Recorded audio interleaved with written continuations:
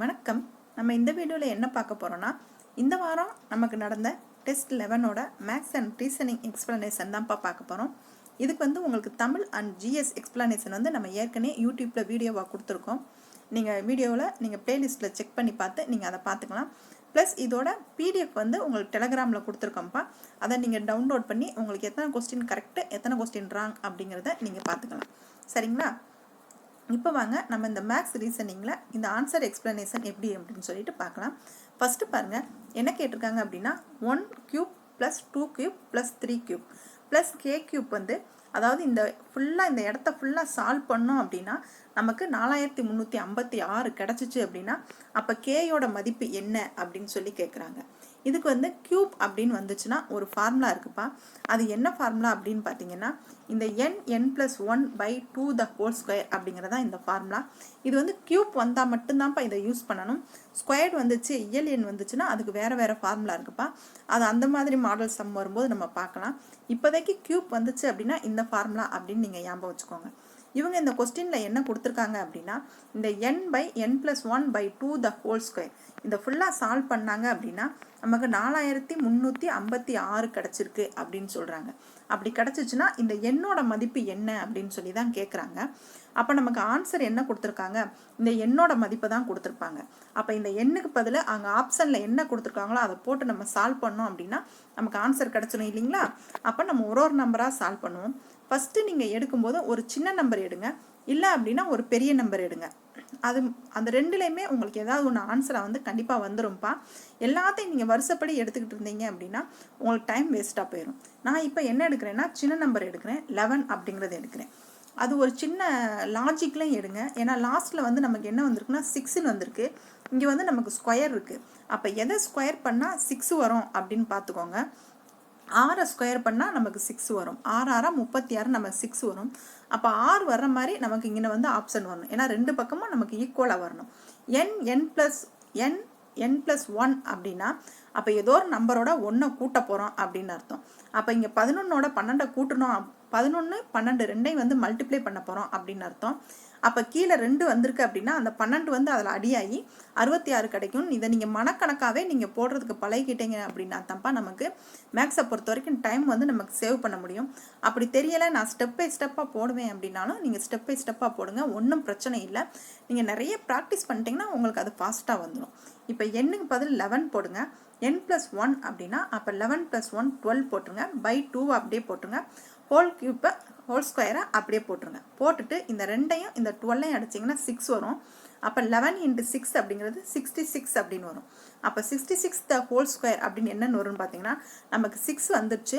6 வந்தாலே நமக்கு என்ன வரும் அப்படின்னா லாஸ்ட் நம்பர் நமக்கு 6ஆக தான் வரும்.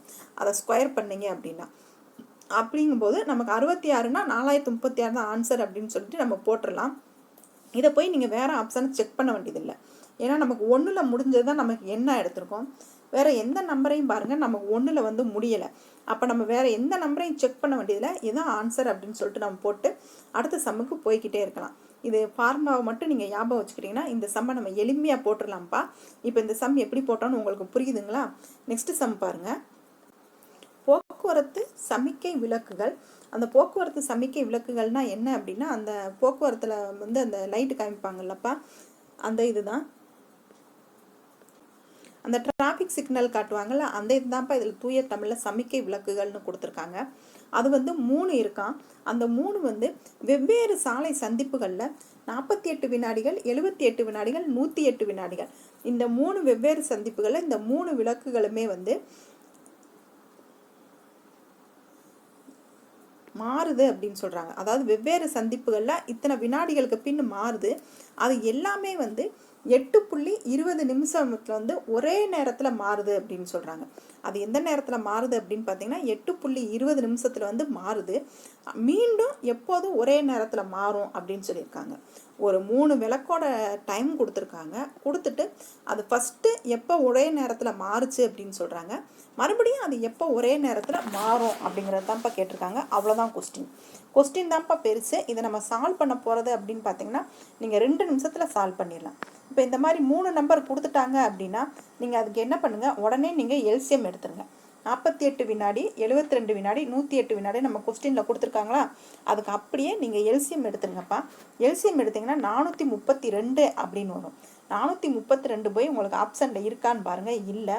ஏன் அவங்க ஆப்ஷன் எப்படி கொடுத்துருக்காங்க அப்படின்னு பார்த்தீங்கன்னா எல்லாமே மணியில் கொடுத்துருக்காங்க. நம்ம கொஸ்டினில் வந்து வினாடிகளில் தான் நமக்கு வந்து நம்பர்ஸ் வந்து கொடுத்துருக்காங்க. அப்போ அந்த நம்பர்ஸை வந்து நம்ம மணியில் மாற்றணும் அப்படின்னா டிவைடட் 60 போடணும். இந்த டிவைடட் 60 போட்டு இந்த 432 60ஆல் வகுத்தீங்க அப்படின்னா நமக்கு வந்து ஆன்சர் கிடச்சிரும்ப்பா. இப்போ இந்த 432 60ஆல் போட்டிங்கன்னா 7 தடவை வரும். 7 தடவை போட்டிங்கன்னா 420 வரும். பேலன்ஸ் வந்து 12 வரும். அப்போ நமக்கு மிச்சம் எவ்வளோ இருக்குது? 7.12 இருக்குது. ஏற்கனவே நமக்கு எந்த நேரத்தில் ஒன்று சேர்ந்துருக்கு? 8.20 சேர்ந்துருக்கு இல்லைங்களா? அப்போ இந்த 8ங்கிறது மணிப்பா, இந்த 20 அப்படிங்கிறது தான் நமக்கு வந்து செகண்ட்ஸு, அதாவது நிமிடங்கள்.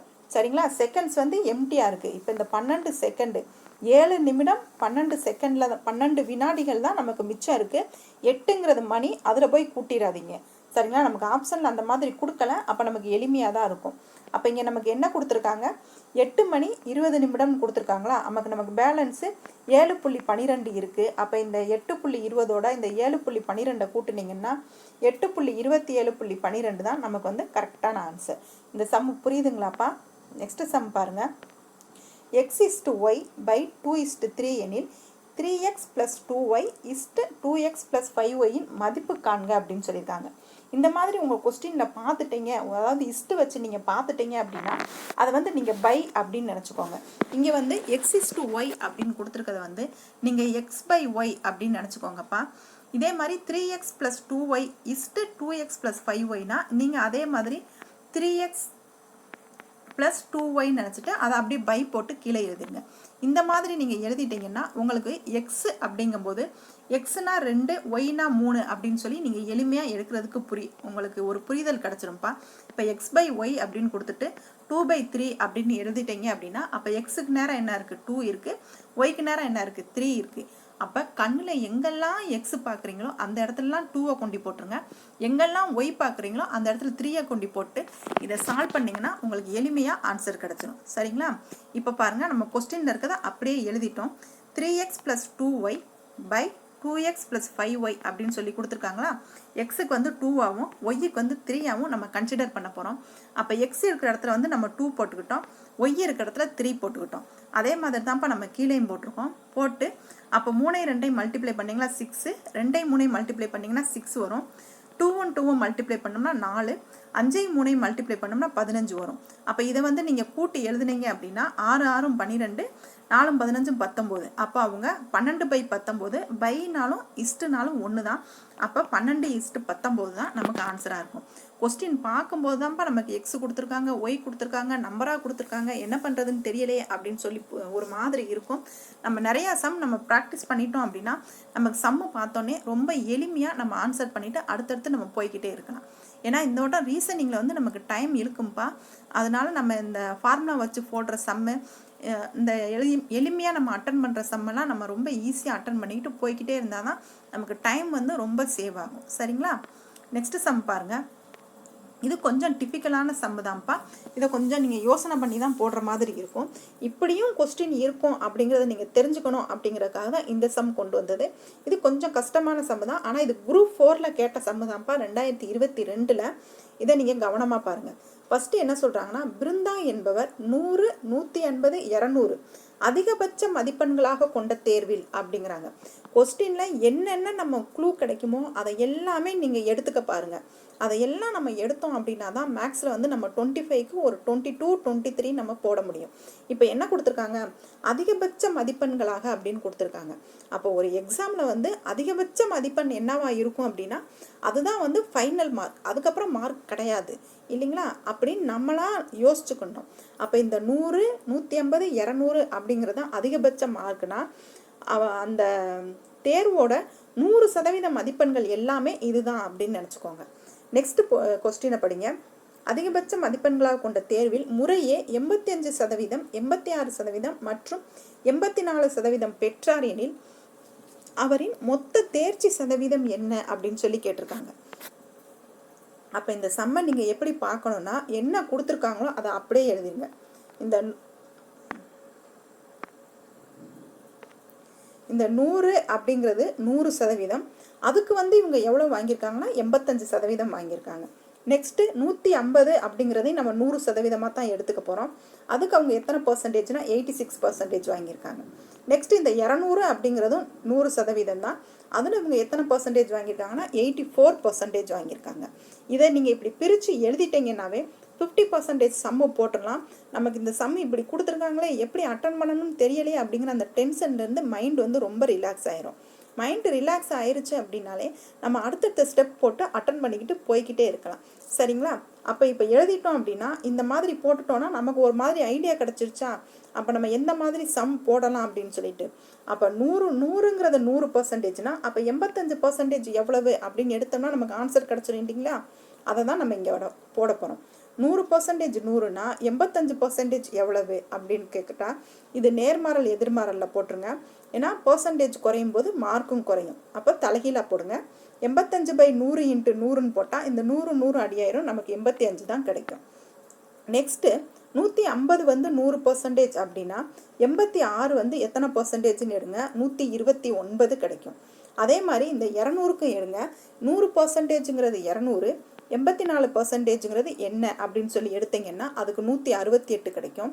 அப்போ இந்த 85, 129, 168 பர்சன்டேஜ்லேருந்து நம்ம நம்பராக வந்து கன்வெர்ட் பண்ணிட்டோம். அதாவது மதிப்பெண்ணா அந்த மதிப்பெண்களை தான் நம்ம டோட்டல் பண்ணணும். சரிங்களா? இப்போ இது வரைக்கும் இந்த சம்மு புரிஞ்சிச்சாப்பா? ஃபஸ்ட்டு வந்து அவங்க வந்து நம்பர் மார்க்கு கொடுத்துருக்காங்க, மதிப்பெண் கொடுத்துருக்காங்க. ஆனால் அவங்க பெற்ற தேர்வில் அவங்க பெற்ற மதிப்பெண்ணை வந்து நமக்கு பர்சன்டேஜில் கொடுத்துருக்காங்க. ஒன்று அந்த மேலே கொடுத்துருக்க நம்பரை நம்ம பர்சன்டேஜாக மாற்றணும், இல்லை அவங்க எடுத்த பர்சன்டேஜை நம்பராக மாற்றணும். ரெண்டுமே ஒரே இதாக மாற்றினா தான் நமக்கு சம் போடுறதுக்கு எளிமையாக இருக்கும். இங்கே வந்து நம்ம அவங்க எடுத்த பர்சன்டேஜை நம்பராக மாற்றிருக்கோம். சரிங்களா? இதுதான்ப்பா இந்த ஸ்டெப் வரைக்கும் நம்ம பார்த்தது. இதில் வந்து அப்போ அவங்க எடுத்த மார்க்கை ஃபுல்லாக டோட்டல் பண்ணுங்கள். 382 அப்படின்னு வரும். அவங்க கொடுத்த மார்க்கை வந்து டோட்டல் பண்ணுங்கள், 450 அப்படின்னு வரும். இந்த மாதிரி கிடச்சிட்டாலே நமக்கு ஓரளவுக்கு ஆன்சர் பக்கத்தில் வந்துட்டோம் இல்லைங்களா? எப்படி அப்படின்னு பார்த்தீங்கன்னா அவங்க 450க்கு 382 மார்க் வாங்கியிருக்காங்க. கொஸ்டினில் என்ன கேட்டிருக்காங்க, அவரின் மொத்த தேர்ச்சி சதவீதம் என்ன அப்படின்னு கேட்டிருக்காங்க. மொத்த தேர்ச்சி சதவீதம் அப்படின்னு கேட்டிங்கன்னா × 100 போட்டோம்னா சதவீதம் கிடச்சிருங்களா? அப்போ இந்த 382ஐயும் இந்த 450ஐயும் அடித்து கொடுத்தோம் அப்படின்னா 84.88 கிடைக்கும். அதுதான் நம்ம இந்த சம்மை பொறுத்த வரைக்கும் கரெக்டான ஆன்சர். சரிங்களா? புரியுதாப்பா? இந்த சம்மு கொஞ்சம் உங்களுக்கு புரியாத மாதிரி தான் இருக்கும். ஒரு 2 டைம்ஸ் இந்த வீடியோவை நீங்கள் ரீவைண்ட் பண்ணி பாருங்கள். பார்த்தீங்கன்னா உங்களுக்கு எளிமையாக புரிஞ்சிரும்ப்பா. இதை இன்னொரு டைம் சொல்கிறேன் பாருங்கள். இது வந்து குரூப் 4ல் கேட்ட கொஸ்டின் தான்ப்பா. ஒன்று அவங்க கொஸ்டினில் மார்க் கொடுத்துருந்தாங்க அப்படின்னா மார்க்கு பர்சன்டேஜ் ரெண்டுமே ஆப்போசிட் சைடாக கொடுத்துருந்தாங்கன்னா ஒன்று ஆப்போசிட் மார்க்காக மாற்றுங்க, இல்லை நீங்கன்னா பர்சன்டேஜாக மாற்றுங்க. ஏன்னா ரெண்டுமே ஒரே மாதிரி மாற்றினோன்னா தான் நம்ம சம்மு போடுறதுக்கு நமக்கு எளிமையாக இருக்கும். இங்கே நாங்கள் என்ன பண்ணியிருக்கோம் அப்படின்னா கொடுத்துருக்க பர்சன்டேஜ் வந்து நம்பராக கன்வெர்ட் பண்ணிட்டோம். அந்த மாதிரி நம்பராக கன்வெர்ட் பண்ணோம் அப்படின்னா இவங்க ஏற்கனவே நம்பர் கொடுத்துருக்காங்க, அது ஒரு டோட்டலும் நம்பராக கன்வெர்ட் பண்ண டோட்டலும் ரெண்டுமே நமக்கு மார்க்காகவே கிடச்சிடும். அப்போ 450க்கு அவங்க 382 மார்க் வாங்கியிருக்காங்கன்னா தேர்ச்சி சதவீதம் தான் கேட்டிருக்காங்க. சதவீதம் கேட்டாங்க அப்படின்னாலே நம்ம என்ன ஃபார்முலா போடுவோம், மல்டிபிள் 100 போடுவோமா, போட்டு அடித்து கொடுத்தோம்னா நமக்கு எளிமையாக வந்து ஆன்சர் கிடச்சிடும். சரிங்களா? நெக்ஸ்ட் சம் பாருங்கள். ஒரு நீர் தொட்டியை நிரப்புவதற்கு 6 குழாய்கள் 1 மணி நேரம் 30 நிமிடம் எடுத்துக்கொள்கிறது அப்படிங்கிறாங்க.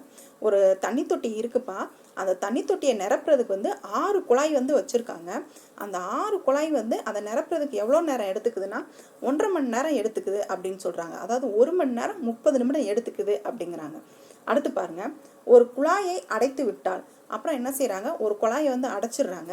அப்போ ஒரு குழாயை அடைத்து விட்டால் அப்படின்னா அப்போ அங்கே எத்தனை குழாய் தண்ணீர் திறந்துருக்கும், 5 குழாயில் தான் தண்ணீர் திறந்திருக்கும். இதை நீங்கள் கவனமாக புரிஞ்சுக்கணும். ஒரு குழாயை அடைத்து விட்டால் அதே தொட்டியை நிறைக்க வந்து எடுத்துக்கொள்ளும் கால அளவு எவ்வளவு அப்படின்னு சொல்லி கேட்குறாங்க. இதுவுமே நம்ம நேர்மாறல் எதிர்மாறலில் எளிமையாக போட்டுடலாம்ப்பா. இதுக்கு நமக்கு ஒரு சின்ன புரிதல் மட்டும் இருந்தால் போதும்.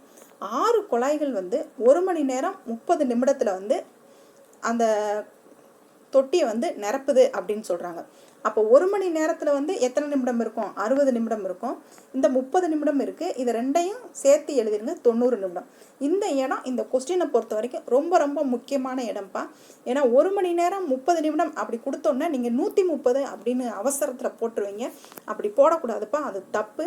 60 நிமிடம் சேர்ந்தது தான் 1 மணி நேரம். அதை பிரித்து எடுக்கிறது தான் இந்த இடத்துல வந்து உங்களுக்கு மார்க் இருக்குது. அப்போ அந்த 60 நிமிடத்தை எடுத்துகிட்டு ஒன்று நிமிடமாக மாற்றணும், இல்லை நம்ம மணியாக மாற்றணும். நிமிடமாக இங்கே இருக்கிறதுனால நம்ம மணியை வந்து நிமிடமாக மாற்றிட்டோம்னா தான் நமக்கு ஈஸியாக இருக்கும். அதனால் நான் மணியவே வந்து நிமிடமாக மாற்றியாச்சு. 60 + 30 வந்து 90 நிமிடம் அப்படின்னு நமக்கு கிடச்சிருது. இப்போ வந்து 6 குழாய் வந்து 90 நிமிடம் ஆகுது அப்படின்னா ஒரு குழாயை வந்து அடைச்சிட்டாங்க. ஒரு குழாய் அடைச்சிட்டாங்கன்னா எத்தனை குழாய் இருக்குது? 5 குழாய் தான் இருக்குது. அந்த 5 குழாய் எத்தனை நிமிடம் அப்படின்னு சொல்லி கண்டுபிடிக்க போகிறோம். இங்கே ஒரு ட்ரிக்கை யோசிங்கப்பா. 6 குழாய் 90 நிமிடம் ஆகுதுன்னா 5 குழாய், ஒரு குழாய் வந்து குறைஞ்சிருச்சு. ஒரு குழாய் குறைஞ்சிருச்சுன்னா அப்போ தண்ணி நிரப்புறதுக்கு நமக்கு எவ்வளோ நேரம் ஆகும்? இதை விட நமக்கு கொஞ்சம் அதிகமான நேரம் தான் ஆகும். அதை நீங்கள் யோசிக்கணும். அதை நீங்கள் யோசிக்காமல் விட்டுறக்கூடாதுப்பா இந்த இடத்துல. அது ரொம்ப ரொம்ப முக்கியமானது. 6 குழாய் செய்கிற இடத்துல வேலையை வந்து 5 பேர் செய்கிறாங்க அப்படின்னா அதில் அந்த ஒரு குழாய் செய்கிற வேலையோட டைமிங் வந்து 5 பேர் செய்கிறவங்களுக்கு கூடும் இல்லைங்களா? அப்படி கூடும்போது இது எதிர்மாறலில் வந்துடும். எதிர்மாறலில் வந்துச்சுன்னா அப்படியே போட்டு நம்ம இந்த சம்மை வந்து சால்வ் பண்ணணும். அப்போ 6/5 × 90 போட்டு இந்த 5ஐயும் இந்த 90ஐயும் அடித்து கொடுத்துட்டோம் அப்படின்னா நமக்கு 18 கிடைக்கும். இந்த 6ஐயும் 18ஐயும் மல்டிப்ளை பண்ணோம் அப்படின்னா 108 அப்படிங்கிறத நமக்கு ஆன்சராக கிடைக்கும். அந்த 108 அப்படிங்கிறது நமக்கு ஆப்ஷனில் இருக்கா அப்படின்னு பாருங்கள். நமக்கு ஆப்ஷனில் இல்லை. ஆப்ஷனில் இல்லை அப்படின்னா நம்ம என்ன செய்யணும் அப்படின்னா அதை வந்து நம்ம நிமிடத்துக்கு கன்வெர்ட் பண்ணணும். அந்த நிமிடத்துக்கு கன்வெர்ட் பண்ணனா நம்ம என்ன செய்யணும்? 60ஆல் அதை வந்து வகுத்து போடணும். அப்போ 60ஆல் வகுத்து போட்டோம்னா 1 மணி நேரம் 48 நிமிடம் அப்படிங்கிறது தான் கிடைக்கும். நமக்கு ஆன்சர் எங்கே இருக்குன்னு பாருங்கள். 1 மணி நேரம் 48 நிமிடம் வந்து நமக்கு சி ஆப்ஷனில் இருக்குது. இதுதான் நமக்கு ஆன்சர். இதை வந்து நம்ம சம்மை எப்படி படிக்கிறோம், அதுலேருந்து நம்ம எப்படி அதை கண்டென்ட்டை நம்ம எடுத்து எழுதுகிறோம் அப்படிங்கிறது தான்ப்பா நமக்கு 50% மார்க் இருக்குது. அதுக்கப்புறம் நம்ம சால்வ் பண்ணோன்னா நம்ம ஸ்டெப் பை ஸ்டெப்பாக நமக்கு எளிமையாக கிடச்சிரும், ஆன்சர் கிடச்சிரும். சரிங்களா? நெக்ஸ்ட்டு சம் பாருங்கள். ஒரு குறிப்பிட்ட அசலானது கூட்டு வட்டி விகிதத்தில் 5 வருடங்களில் 2 மடங்கானால்னு சொல்கிறாங்க.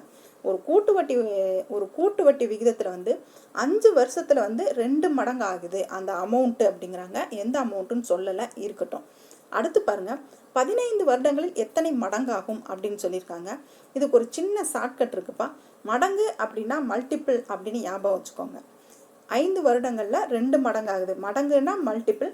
அடுத்து நமக்கு ஆப்போசிட்டாக இன்னொன்று என்ன இருக்கோ அதை வந்து நீங்கள் கூட்டிக்கோங்க. மடங்குன்னா மல்டிபிள்னு ஞாபகம் வச்சுக்கிட்டு அடுத்து என்ன கொடுத்துருக்காங்களோ அதை வந்து நீங்கள் கூட்டிக்கோங்க. அப்போ வந்து இவங்க என்ன சொல்கிறாங்க அப்படின்னு பாருங்கள். 5 வருடத்தில் 2 மடங்காகுது. 5 வருடத்தில் 2 மடங்காகுது. அப்போ இதை நான் மடங்கு போட்டுட்டேன். அப்போ வந்து நீங்கள் அதுக்கப்புறம் நீங்கள் வரிசையாக 5 போட்டுருங்க, கீழே 2 போட்டுருங்க. ஏன்னா அடுத்த வருஷத்துலேயும் 5 மடங்கு ஆகும். 5 வருஷத்தில் அடுத்த 5 வருஷத்தில் அப்படின்னு தான் நம்மளை கண்டுபிடிக்க சொல்லியிருக்காங்க. அதனால் 5 போட்டுக்கோங்க. எத்தனை 5 வேணுமோ நீங்கள் போட்டுக்கோங்க. நான் 3ஓட ஸ்டாப் பண்ணியிருக்கேன். அதே மாதிரி அந்த 5 கீழே 2 போட்டுருங்க. ஏன்னா 5 வருஷத்துக்கு ஒருக்க 2 மடங்கு ஆகுது. சரிங்களா? இந்த 5 2ஐயும் நான் எப்படி எழுதியிருக்கேன் அப்படிங்கிறது உங்களுக்கு புரிதல் இருக்காப்பா? இப்படி தான் நீங்கள் எழுதணும். இது சின்ன ஷார்ட்கட்ப்பா. இதை நீங்கள் எளிமையாக உள்வாங்கிக்கிட்டிங்கன்னா உங்களுக்கு எப்பயும் மறக்காது. அப்போ மடங்குன்னா மல்டிபிள். இதை வந்து கீழே மடங்கை மல்டிப்ளை பண்ணுங்கள். அப்போ இதுக்கு ஆப்போசிட்டாக மேலே பண்ணுங்கள். இதை மல்டிப்ளை பண்ணிங்கன்னா மேலே இருக்கிறத நீங்கள் ப்ளஸ் பண்ணுங்கள். அப்போ இவங்க என்ன சொல்லியிருக்காங்க? 15 வருடங்களில் எத்தனை மடங்காகும்னு சொல்லியிருக்காங்க. மேலே நீங்கள் ப்ளஸ் பண்ணிக்கிட்டே வாங்க. ப்ளஸ் பண்ணும்போது உங்களுக்கு எப்போ 15 வருதுன்னு பாருங்கள். 5 கூட 5 கூட்டினோம்னா 10, 10 கூட 5 கூட்டினோம் அப்படின்னா 15. அப்போ நமக்கு இந்த இடத்துல வந்து 15 கிடச்சிருச்சு இல்லைங்களா? 15 வருஷம் கிடச்சிருச்சு. அப்போ எத்தனை மடங்கு ஆகுதுன்னா கீழே என்ன கொடுத்துருக்காங்க? கீழே மடங்கு, இது வந்து மடங்குன்னா அதை மல்டிப்ளை பண்ணணும். அப்போ மல்டிப்ளை பண்ணுங்கள். 2 2 4, 4 2 8. அப்போ 15 வருஷத்தில் எத்தனை மடங்கு ஆகுதுன்னா 8 மடங்கு ஆகும். அப்போ இந்த 8 அப்படிங்கிறதான் ஆன்சர். இந்த எளிமையான ஷார்ட்கட்டை நீங்கள் மனசில் வச்சுக்கிட்டீங்க அப்படின்னா இந்த சம்மை ரொம்ப ஈஸியாக நீங்கள் போட்டுடலாம். சரிங்களா? நெக்ஸ்ட் சம் பாருங்கள். ஒரு சோப்பு தொழிற்சாலையானது நாள் ஒன்றுக்கு 15 மணி நேரம் வேலை செய்து 6 நாட்கள் வந்து 9600 சோப்புகளை தயார் செய்தான். ஒரு சோப்பு தொழிற்சாலை இருக்குது, அது ஒரு நாளைக்கு வந்து 15 மணி நேரம் வேலை செய்யுது அப்படிங்கிறாங்க. அப்படி வேலை செஞ்சாங்க அப்படின்னா 6 நாளில் வந்து 9600 சோப்புகளை வந்து தயார் செய்யுது அப்படின்னு சொல்கிறாங்க. இதை வந்து நீங்கள் கண்டென்ட்டாக எடுத்து எழுதிருங்கப்பா. அதை எழுதிட்டீங்கன்னாத்தே உங்களுக்கு அடுத்தது எழுதுறதுக்கு வந்து உங்களுக்கு எளிமையாக புரியும். அப்போ 15 மணி நேரம் 6 நாள் எவ்வளோ சோப்பு தயாரிக்கிறாங்க? 9600 சோப்பு தயாரிக்கிறாங்க. இது இருக்கட்டும். நெக்ஸ்ட் பாருங்க, நாள் ஒன்றுக்கு கூடுதலாக 3 மணி நேரம். கொஸ்டினில் என்ன சொல்கிறாங்கன்னு கவனமாக படிங்கப்பா. மேக்ஸை பொறுத்த வரைக்கும் நம்ம கொஸ்டினை எப்படி வாசிக்கிறோங்கிறது ரொம்ப ரொம்ப முக்கியம். அடுத்து என்ன சொல்லியிருக்காங்கன்னா, நாள் ஒன்றுக்கு கூடுதலாக 3 மணி நேரம் அப்படிங்கிறாங்க. அப்போ ஏற்கனவே 15 மணி நேரம் வேலை பார்த்துக்கிட்டு இருக்காங்க ஒரு நாள் ஒன்றுக்கு. இதில் என்ன சொல்கிறாங்க? கூடுதலாக 3 மணி நேரம்ன்றாங்க. அப்போ நாள் ஒன்றுக்கு எத்தனை மணி நேரம் வேலை வந்துடும்? 18 மணி நேரம் வேலை வந்துடும். இப்படி எடுத்து எழுதினா மட்டும்தான்ப்பா இந்த கொஸ்டினுக்கு நீங்கள் ஆன்சர் பண்ண முடியும். ஏனோதானா நீங்கள் வாசித்து போட்டிங்க அப்படின்னா ஆன்சர் பண்ண முடியாது. இந்த 3 மணி நேரத்தை மட்டும் போட்டு ஆன்சர் பண்ணிங்கன்னா ஆன்சர் வராது. அப்புறம் இந்த சம்லேயே நம்ம உழம்பிக்கிட்டே உட்காந்துருப்போம், டைம் இழுத்துரும். சரிங்களா? கொஸ்டினை ஃபஸ்ட்டு ரீட் பண்ணும்போதே கவனமாக ரீட் பண்ணிடுங்க. கூடுதலாக அப்படிங்கிற வார்த்தை வந்திருக்குங்கிறதுனால நம்ம இந்த 15ல் அந்த 3 கூட்டி 18 மணி நேரம் போட்டிருக்கோம். நாள் ஒன்றுக்கு வேலை செய்கிறாங்கன்னா 18 மணி நேரம் வேலை செய்கிறாங்கன்னா எத்தனை சோப்பு தயாரிக்கிறாங்களாம்? 14400 சோப்பு தயாரிக்கிறாங்களாம். அப்படி 14400 சோப்பு தயாரிச்சிட்டாங்க. அந்த 14400 சோப்பு தயாரிக்க அவங்களுக்கு எத்தனை நாள் ஆச்சு அப்படின்னு சொல்லி தான் கேட்குறாங்க. சரிங்களா? இதை வந்து இந்த சம்மை வந்து நீங்கள் எளிமையாக புரிஞ்சுட்டீங்க அப்படின்னா இதுக்கு ஒரு ஷார்ட்கட் இருக்குப்பா. டைம் இன்ட்டு டேஸ் பை ஒர்க்கை வந்து எப்பயுமே நீங்கள் கீழே வச்சுட்டிங்கன்னா இதுக்கு நம்ம எளிமையாக ஆன்சர் போட்டலாம். ரெண்டு இதை கம்பேர் பண்ணுற மாதிரி கொடுத்துருந்தாங்கன்னா சம்மில் நீங்கள் அதே மாதிரி ஆன்சர்லையும் வந்து நீங்கள் ரெண்டையுமே ஈக்குவல் போட்டு 2 பக்கம் கம்பேர் பண்ணிடுங்க.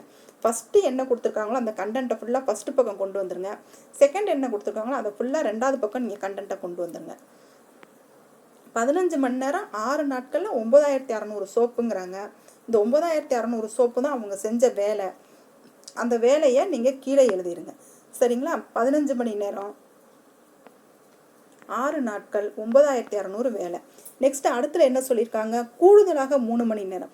அப்போ அந்த 15ல் 3 கூட்டிட்டு 18 மணி நேரம். எத்தனை நாட்கள்னு தான் கேட்குறாங்க. எத்தனை சோப்பு செஞ்சுருக்காங்க? 14400.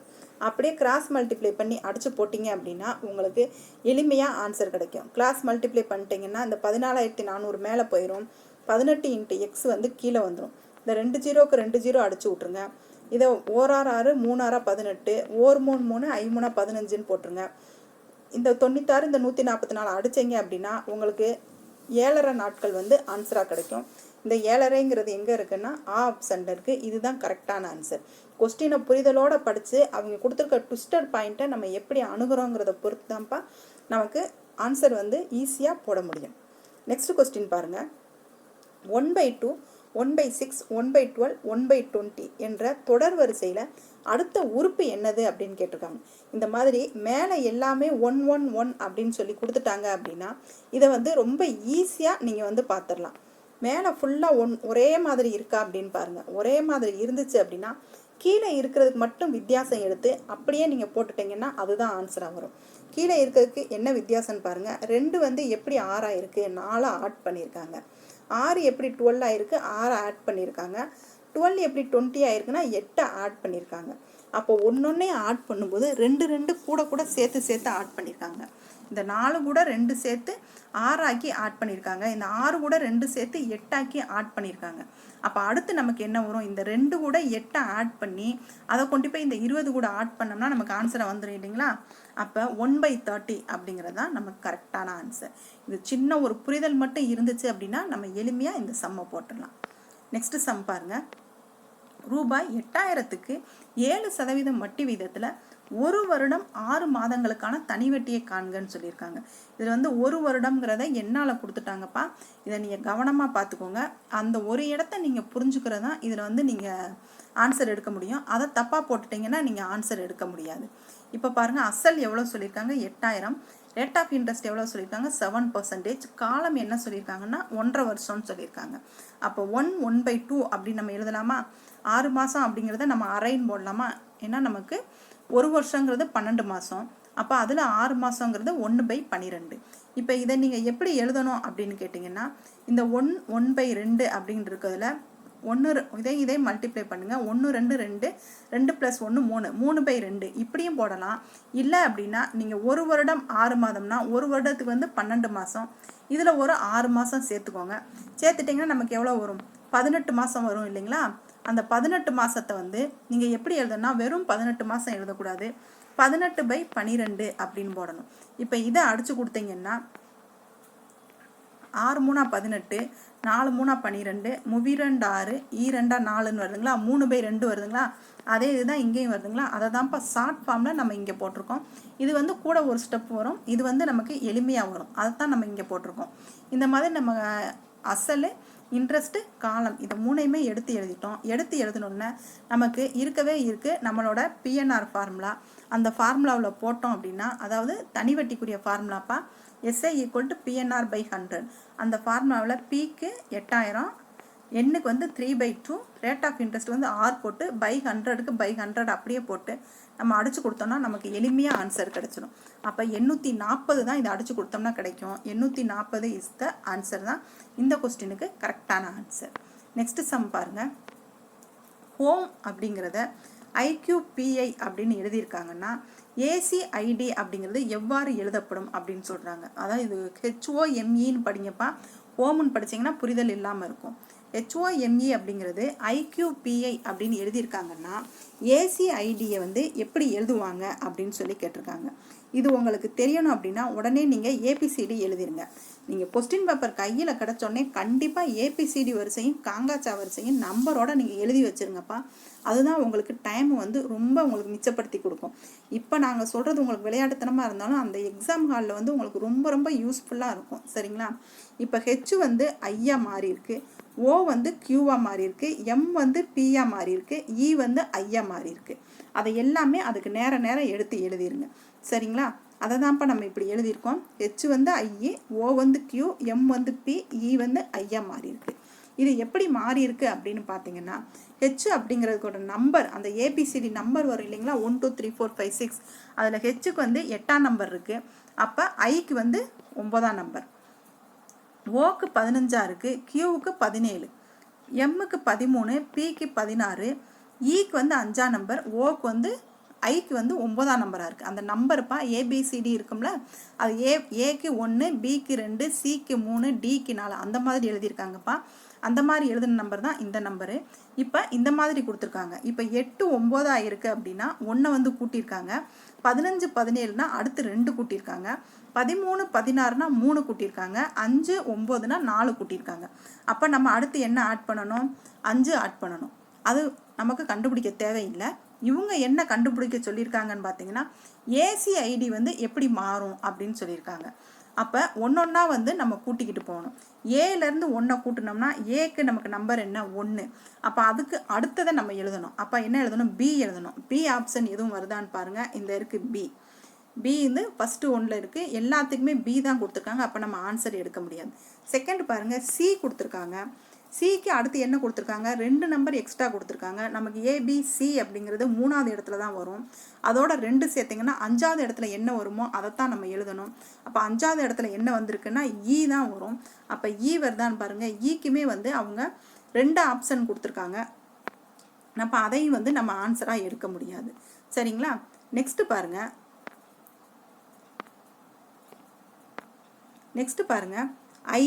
ஐக்கு அப்புறம் என்ன வரும் அப்படின்னு பாருங்கள்.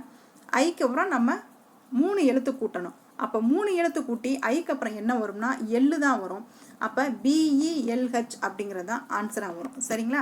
இதை ABCD நம்பர் போட்டு இதை நீங்கள் எடுத்து எழுதி இந்த மாதிரி டைரெக்டாக நீங்கள் இப்படி நேராக எழுதி பாருங்கப்பா. உங்களுக்கு ஈஸியாக எளிமையாக புரியும்.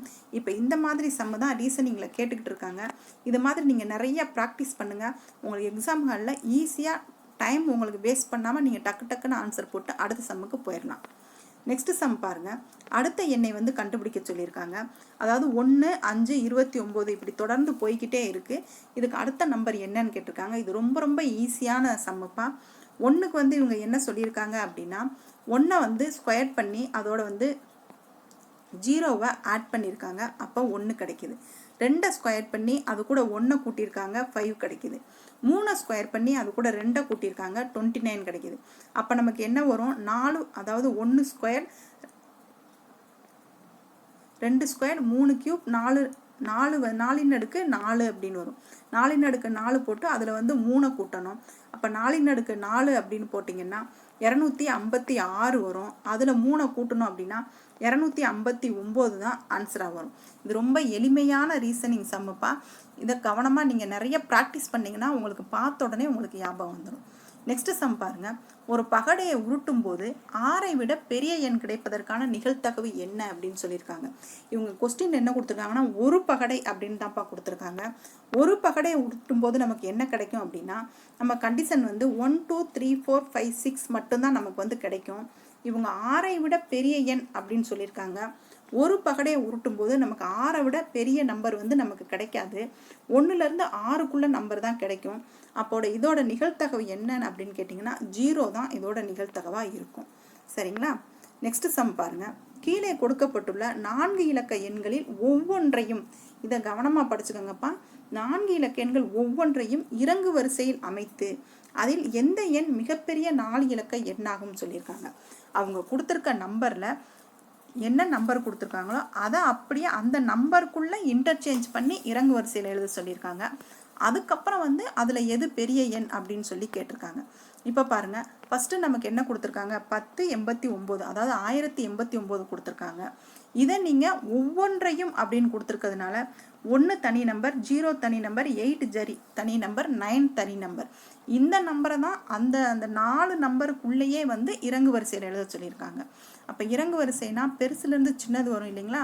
அப்போ ஃபஸ்ட்டு என்ன வரும், 9, அடுத்து 8, அடுத்து 1, அப்புறம் 0 வரும். அந்த மாதிரி தான்ப்பா எழுதியிருக்கோம்.